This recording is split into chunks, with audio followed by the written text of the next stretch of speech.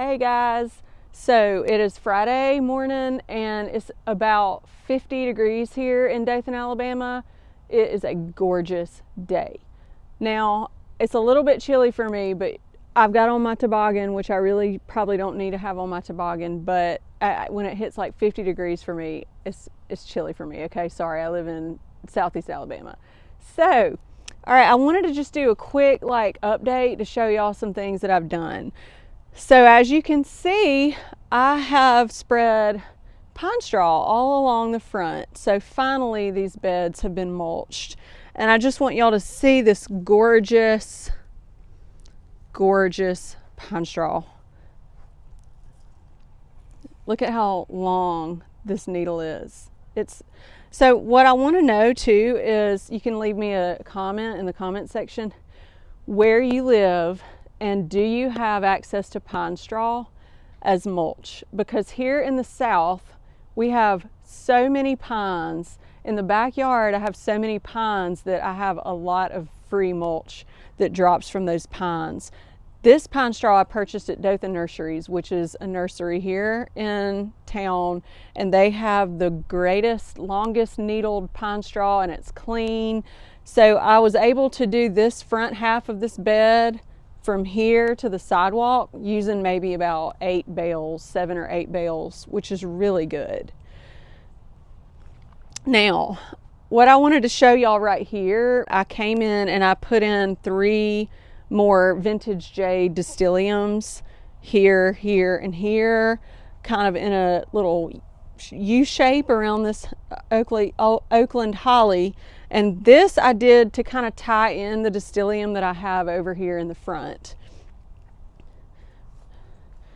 Now, Ryan, my videographer, is off work today, so I have him out here before his golf game.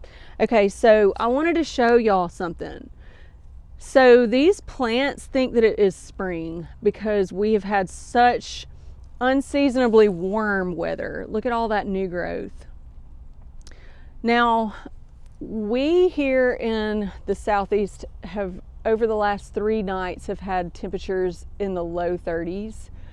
And I don't know that we've even had a freeze yet. So these plants are putting on new growth. In this bed here, between my wintergreen boxwoods and my gold mop cypress, I've planted 3 Abelia.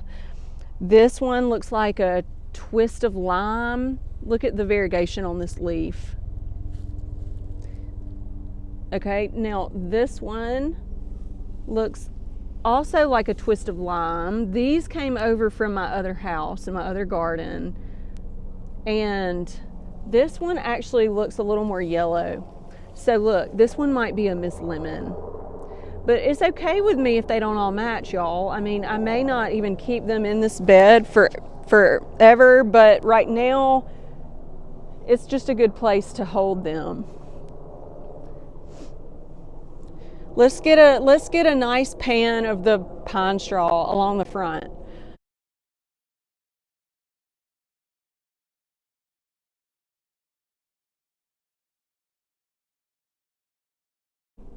Now, I have got some boxwoods that I'm absolutely itching to prune.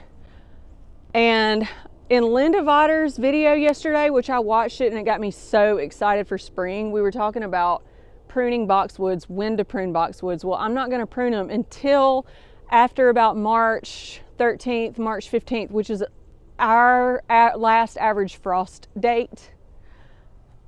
Okay, so these right here that are located right off of the parking little nook here in our driveway, they need to be pruned real bad, and I want to prune them way down into just some balls. I mean, I'm talking, I'm going to take out probably my electric trimmer and just go to town on these things in the spring because they're big and they're flat looking to me, and I'm just going to make them into just, you know, smaller balls. Okay, let's kind of continue walking a little bit. This is just a very casual update video, you guys, about what's been going on in the garden. Okay, the wintergreen boxwoods, they are I absolutely love them. They are anchoring this space just like I hoped they would. They gave me a layer because after I put these behind near these front steps and then pulled these vintage jade Distillium forward, that actually served to create a layer in the garden. That is one of the top 3 gardening lessons that I have learned, and that is layering. So structure, having evergreen structure plants, layering your garden, having tiers in the garden, and curves. Those are the top 3 lessons that I have learned as I have started gardening. If you find a stunning garden, they're going to have all 3 of those elements. So right here you see I have not continued on with the pine straw, and that is because I am actually not done with my planting over here in this bed. So I have 2 emerald snow loropetalum. All right, the emerald snow loropetalum I learned is actually the original variety of loropetalum. The purple ones that you see are the newer. So they originally were green and had these beautiful white little blooms. They're kind of a cream bloom, and I absolutely love these loropetalums. They'll get about 4 feet tall, probably about 3 to 4 feet wide. So they're not huge. They're a semi-dwarf variety. But what I'm thinking is I'm going to take these up and I'm going to mirror what I've gotten done on the other side with the Abelia. So I'm probably going to put some Abelia right there in that spot. Okay, let's just do a little pan to show everybody kind of the design that is happening over here. Okay, this Abelia is a twist of lime, and it also has a bunch of new growth. Oh my goodness. And this just gets me so excited. So in the springtime, I'm going to come in with my pruners and I'm just going to really shape it up. And that'll force new growth, and it'll also just give it that tighter shape, which I really like. So what I have done since I talked to you guys was I have planted this row of limelight hydrangea. So there's 1, 2, 3, 4, 5 limelight hydrangea over here along this brick wall, and it'll be flanking this Carolina cypress 4-ball topiary, which I think will be gorgeous whenever these things leaf out and get to be about 5 to 6 feet tall and wide. I think that the blue contrasting with this green foliage will be stunning. I would love this tree were it not for the blooms, simply because of its amazing architecture, but when I saw these pink blooms coming on, I couldn't believe my eyes. This was my first experience with Japanese magnolia trees, and I mean, they're just so stunning.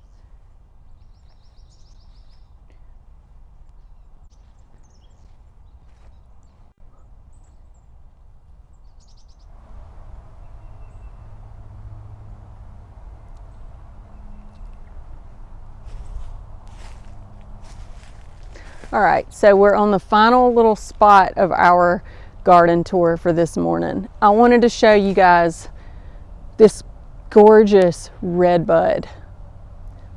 What I love so much about this new landscape are the mature trees that I have inherited, because at my old house we had to take out a lot of trees, and these gorgeous mature trees in this landscape are just absolutely stunning. And what I love about this redbud tree is the way that it arches out over the lawn and creates a beautiful canopy. And it's beautiful even without leaves. If my videographer would get a great shot of all of that beautiful architecture that I have here with this gorgeous redbud tree. And what I want to share with you guys is something that we have done over the last week or so in this particular space.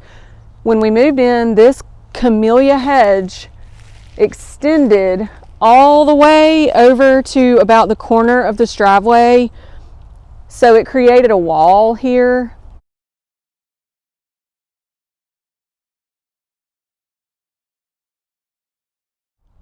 So what we did was ripped out about 4 of the camellia bushes, which gave me about 6 extra feet of gardening space over here.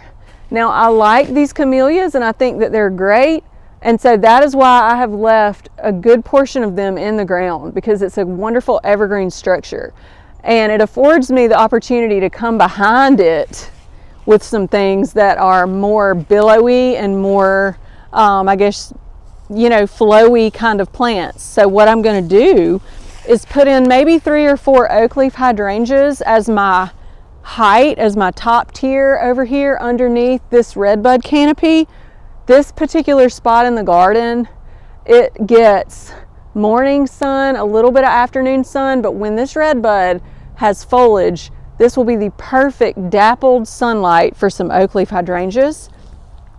And so another thing I want to do is plant that big boxwood in this bed as well as some of these Abelia that are in this holding spot right here that I have not yet planted.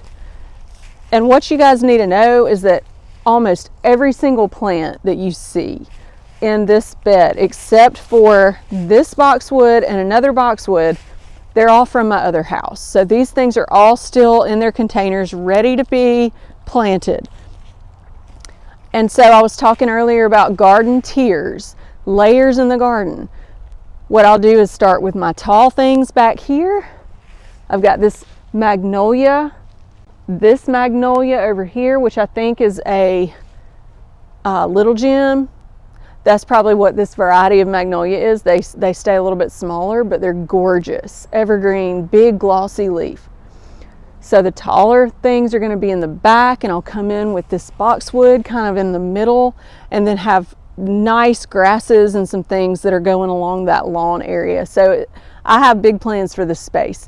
So anyway, you guys, I hope y'all enjoyed this garden tour today and hearing a little bit about what's been going on, and I hope y'all have a wonderful afternoon, and I will talk to y'all soon. Thanks for joining me.